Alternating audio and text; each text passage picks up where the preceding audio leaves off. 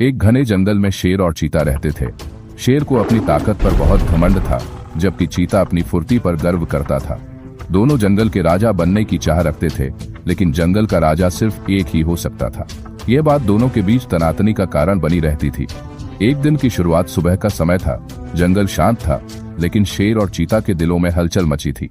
शेर ने एक बड़ी चट्टान पर बैठकर घोषणा की, मैं जंगल का असली राजा हूँ, मेरी ताकत का कोई मुकाबला नहीं कर सकता।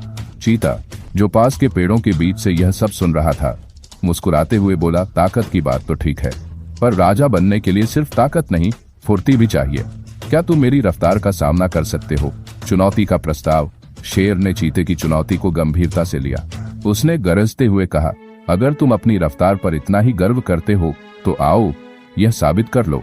हम दोनों के बीच मुकाबला होगा। जो जीतेगा वही जंगल का असली राजा कहलाएगा। चीते ने चुनौती स्वीकार कर ली।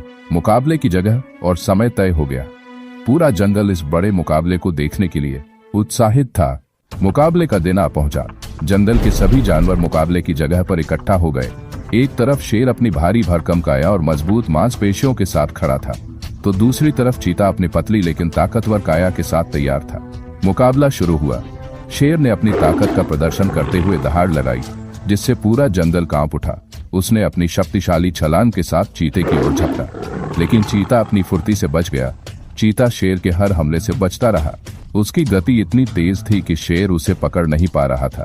चीते ने इस मौके का फायदा उठाकर शेर पर पीछे से हमला किया। हालांकि शेर की खाल इतनी मोटी थी कि चीते के पंजे का असर नहीं हुआ। शेर को गुस्सा आया। उसने अपनी पूरी ताकत से चीते की ओर झपट्टा मारा। इस बार चीता बच नहीं पाया और शेर के पंजों के नीचे आ गया, लेकिन चीता भी हार मानने वाला नहीं था। उसने अपनी तेज गति से खुद को छुड़ाया और शेर से थोड़ी दूरी पर जा खड़ा हुआ। कई घंटे तक यह लड़ाई चलती रही। दोनों ही थक चुके थे। शेर ने महसूस किया कि ताकत के बिना फुर्ती बेकार है। चीते ने समझा कि फुर्ती के बिना ताकत का कोई महत्व नहीं। आखिरकार दोनों ने लड़ाई रोक दी। शेर बोला, हम दोनों की अपनी अपनी खूबियां हैं।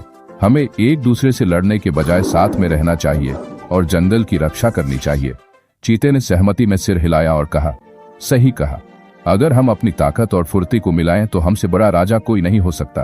उस दिन के बाद शेर और चीता ने अपनी दुश्मनी भुलाकर दोस्ती कर ली।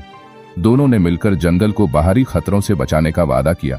जंगल के सभी जानवर खुश थे, क्योंकि अब जंगल में शांति और सामंजस्य का माहौल था। इस कहानी से हमें यह सीख मिलती है कि अपनी खूबियों के साथ दूसरों की ताकत को स्वीकार करना और मिलजुल कर काम करना सबसे बेहतर रास्ता है।